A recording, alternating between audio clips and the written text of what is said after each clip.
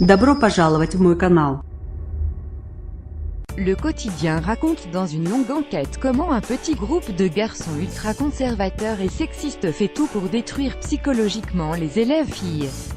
Le Monde 23/3/2018 à 11h49, mis à jour le 23/3/2018 à 13h31. L'affaire a éclaté au début de décembre 2017, relate le quotidien, quand une élève de 2e année a envoyé une lettre à Emmanuel Macron, dans laquelle elle dit « avoir honte d'avoir voulu aller dans une armée qui n'est pas prête à recevoir des femmes ».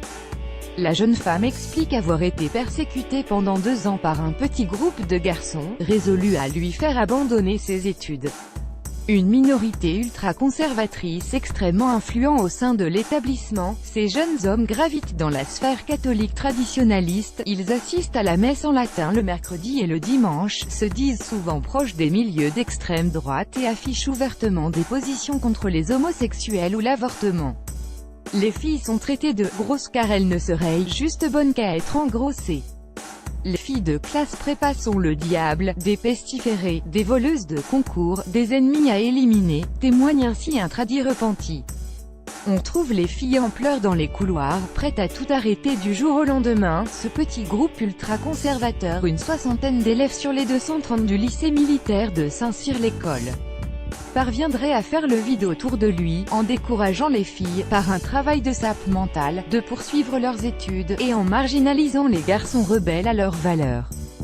Beaucoup de jeunes femmes craquent, on retrouve les filles en pleurs dans les couloirs, prêtes à tout arrêter du jour au lendemain, raconte à Libération une source interne. Une ancienne élève de l'établissement se souvient « Je me sens humiliée dans mon identité de femme et bafouée dans mon droit d'être ici. Ça m'a rendu malade, j'ai longtemps eu des nausées, des maux de ventre, tolérance zéro ». Pour la ministre, les témoignages recueillis décrivent des jeunes hommes, prêts à tout, pour éliminer toute forme de concurrence pour l'entrée à l'école spéciale militaire de Saint-Cyr, le Graal pour ses étudiants.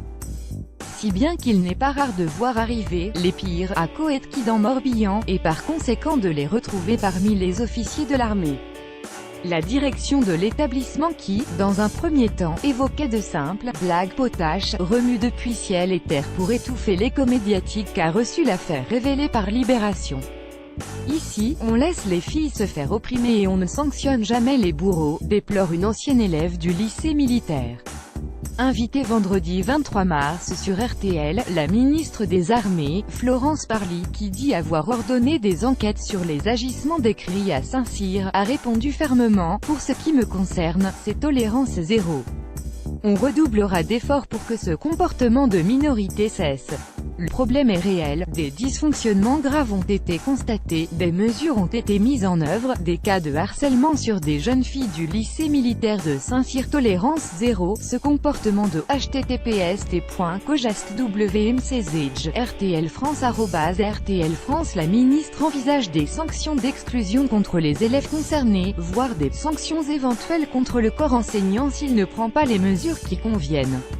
Il est inacceptable au XXIe siècle que des jeunes filles soient l'objet de pareilles discriminations, s'est indignée Florence Parly au micro de RTL. Lire aussi 70 cas de violences sexuelles signalés dans l'armée française.